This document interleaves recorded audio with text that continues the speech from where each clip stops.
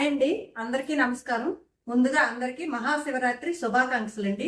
ఈ రోజు మా ఇంట్లో ఎలా పూజ చేసుకుంటానో చూడండి. మీ ఇంట్లో కూడా ఎలా చేసుకుంటారో కామెంట్లో చెప్పండి.